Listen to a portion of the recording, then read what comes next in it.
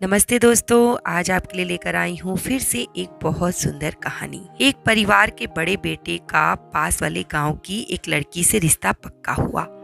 जब विवाह की तारीख नजदीक आने लगी, उस समय लड़की के पिता ने एक अजीब सी शर्त रख दी। शर्त थी कि लड़के वाले बारात में अपने साथ किसी बुजुर्ग को नहीं लाएंगे। बारात के साथ अगर कोई बुजुर्ग आएगा तो हम लड़की की विदाई नहीं करेंगे। शर्त सुनकर सभी हैरान रह गए। 2 दिन बचे थे शादी में।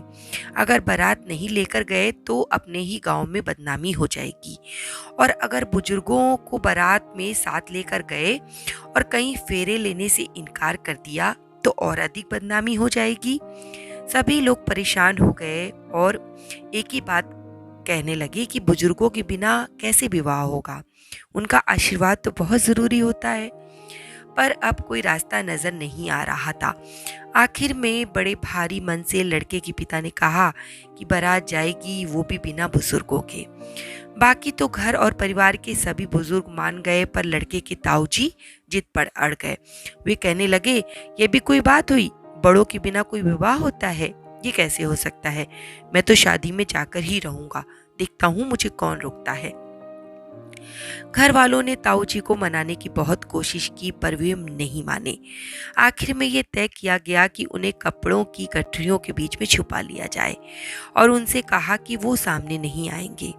सबके जोर भरने पर इस बात के लिए ताऊ जी मान गए कि वो सबके सामने नहीं आएंगे, पर शादी में जाएंगे तो जरूर। विवाह के दिन बारात वहां पहुंची। लड़की वालों ने उनका स्वागत किया। साथ ही लड़की के पिता ने एक बड़ी ही अटपटी सी शर्त फिर उन लोगों के सामने रख दी। उस गांव के बाहर एक नदी बहती थी। लड़की के पिता ने कहा, इस नदी में पानी की जगह दूध की धारा बहाओ, तभी ये शादी होगी, वरना हमारी बेटी की विदाई नहीं होगी और ये शादी भी नहीं होगी। ये शर्त सुनकर तो सभी के होश उड़ गए। पूरी नदी में दूध को बहाना ये तो असंभव है। सभी चिंता में डूब गए। बहुत मनाया, बहुत समझाया, मिन्नतें की, लेकिन लड़की का पिता अपनी शर्त पर अड़ गया था, और ऐसी शर्त जो पूरी भी नहीं हो सकती। कहने लगा, अगर मेरी शर्त पूरी करोगे तो ही ये विवाह होगा, नहीं तो विवाह असंभव है। लड़कों वालों ने कहा कि ये तो असंभव है। उन्होंने तय किया कि चलो बारात वापस लेकर चलते हैं, अब तो ब्याह नहीं हो सकता, शर्त हम पूरी कर नहीं सकते। जब ये बात बैलगाड़ी में छुपे हुए ताऊजी के कानों पे पड़ी तो वे बाहर निकल आए और बोले, क्या हुआ? हम बारात वापस क्यों लेकर जा रहे हैं? ये हमारी शान के खिलाफ है।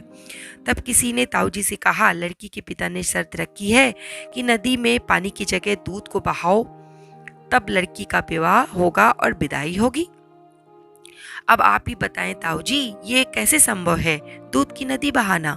इसलिए बारात वापस लेकर जा रहे हैं। ये सुनकर ताऊजी कुछ देर शांत रहे, फिर मुस्कुराते हुए बोले, बस इतनी सी बात के लिए तुम बारात वापस लेकर जा रहे हो? जाओ, उनको संदेशा भिजवाओ कि हम इस नदी में पानी की जगह दूध की धारा बहाने के लिए तैयार हैं। हम ऐसा कर सकते हैं, लेकिन उससे पहले तुम इस नदी के पानी को पूरा खाली तो करवाओ। जब पानी होगा तो हम उसमें दूध की धारा कैसे बहाएंगे? पहले पानी खाली करवाओ, तब हम दूध की धारा बहा देंगे।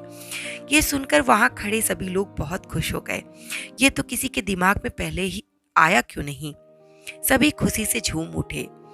2 बाराती लड़की के पिता के पास गए और उनसे कहने लगे, हमें आपकी शर्त मंजूर है।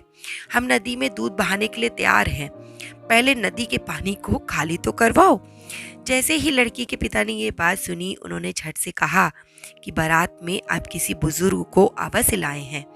और फिर लड़की के पिता ने मुस्कुराते हुए कहा, विवाह अवश्य होगा, और वो भी सभी बुजुर्गों के आशीर्वाद से होगा। तब किसी ने लड़की के पिता से पूछा कि आपने ये शर्त क्यों रखी? लड़की के पिता ने कहा, मैं तो बस आज के युवाओं को ये सबक देना चाहता था कि आधुनिकता की होड़ में वो इतना आगे निकल गए हैं कि अपने बड़ों के प्यार और अनुभवों को बेकार समझने लगे हैं।